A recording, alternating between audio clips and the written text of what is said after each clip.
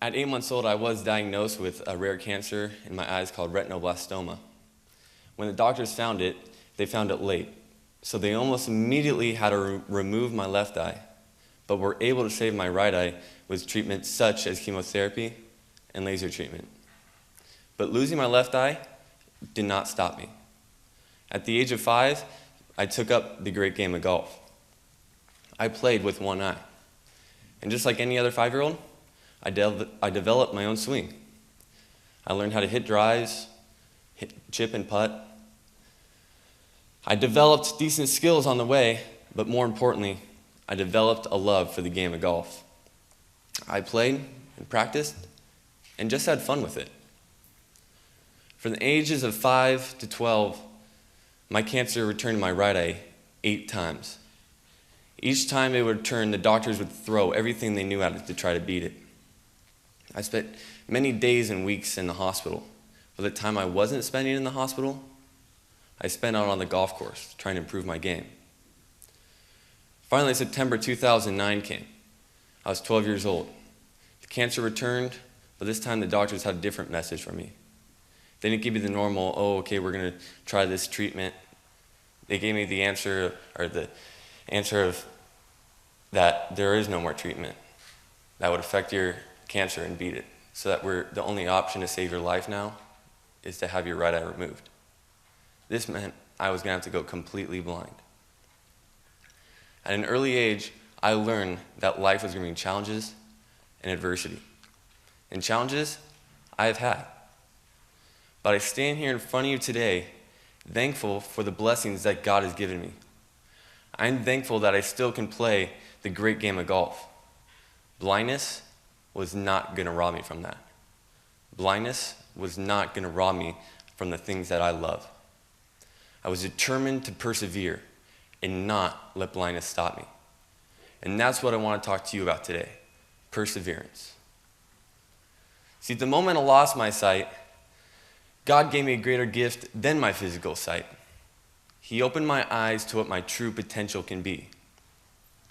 Not only do I love to play golf, but I also love to surf. I live in Huntington Beach, so you can't blame me. I picked up the guitar shortly after going blind. I love to snow ski. I love to still play other sports. I still like to play football. I just like being a normal kid and hanging out with friends. I live a life full of hope and light. I spend time in the blind community, inspiring kids to thrive in school. I have my own charity called Out of Sight Faith that raises money that buys technology for these kids so that they can excel in school. I just finished writing my second inspirational book called Open Your Eyes to a Happier Life that's in its publishing stages. But this stuff isn't easy for me. I don't want to leave you here with the impression that I have everything figured out. Just because I'm not being stopped doesn't mean that I'm sometimes frustrated or squarely reminded that I'm blind.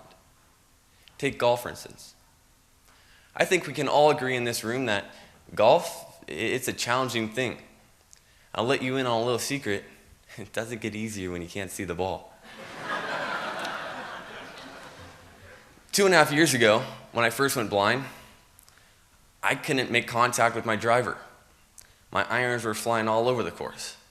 Chipping was nearly impossible. And while putting, good luck. But I didn't let those challenges stop me.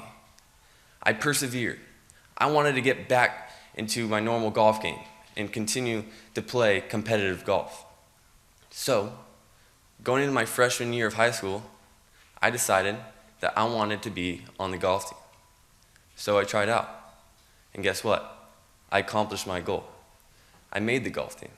I was number 5 seed on the team. We played some of the toughest high schools in the state, and we ended up with a winning record. My score almost counted every time. I have a goal of going and playing college level, and from there, being the first blind golfer to ever play on the PGA Tour.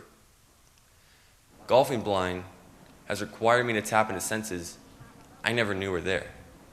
It has required me to put complete faith into my golf swing. Where I am with my golf game now has required me to dig deep, and I dig deeper every day. The patience, the perseverance, and the mental toughness that golf has taught me has shown up in different aspects in my life. I believe my potential in golf is unlimited. I believe my potential in life is unlimited. So I want to conclude by saying this. I stand in front of you today whole. Brokenness, where it exists, is in the mind, not the body. My mind, body, and soul remain whole. Helen Keller once wrote, "We live in a world full of suffering. It is also full of overcoming. I now golf by faith, not by sight." Thank you.